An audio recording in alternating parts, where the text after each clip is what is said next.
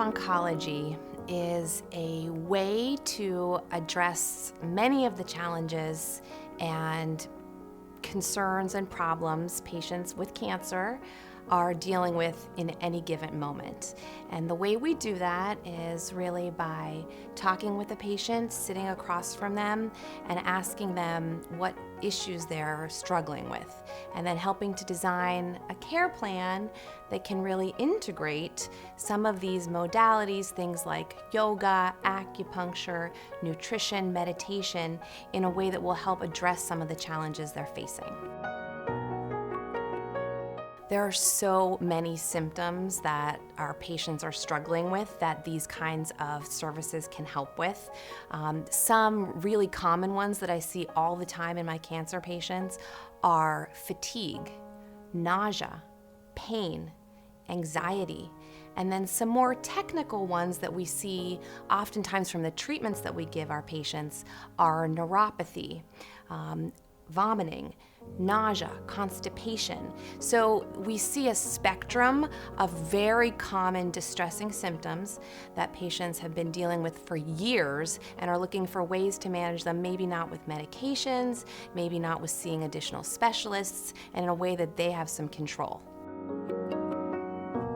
How I approach coming up with a plan for each patient really involves a lot of listening.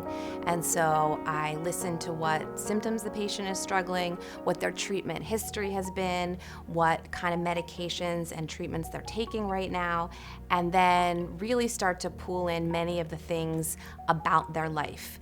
Things like where they live, who their support system is, what their spirituality is, how active physically have they been in the past? Are they interested in learning more about eating? How do they spend their meal times? Really getting to the core of what the person is experiencing on a daily basis so that I can try to weave in some of these modalities for the short term, but also really for the long term. The partnerships that we've formed with providers is a really unique part of the program. And our partners are really committed to this mission of bringing things like yoga, acupuncture, and meditation to our patients and really meeting them where they are. So helping to find a way to bring these new services into their life, make it convenient, make it not too taxing, and really sort of wrap their arms around our patients in addition to everything that we're trying to provide for them. Educating people about integrative oncology has a lot of different levels to it.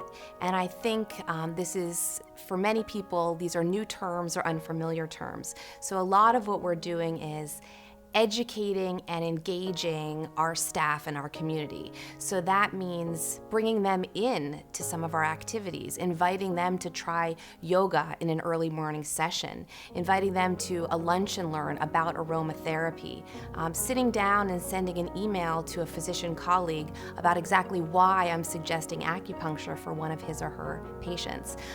So again, this level of education and engagement and maybe even just exposure is vital if we're going to find ways to make this kind of program stick.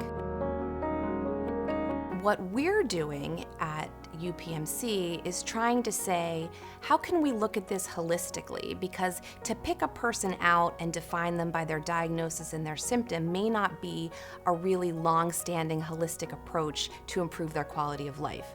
That's why the whole notion of listening to our patients, trying to understand the whole picture of their symptoms and their lifestyle, and then trying to formulate a customized plan using multiple modalities and measuring our outcomes over time, in my mind, is the way that we're going to make a real difference for our patients.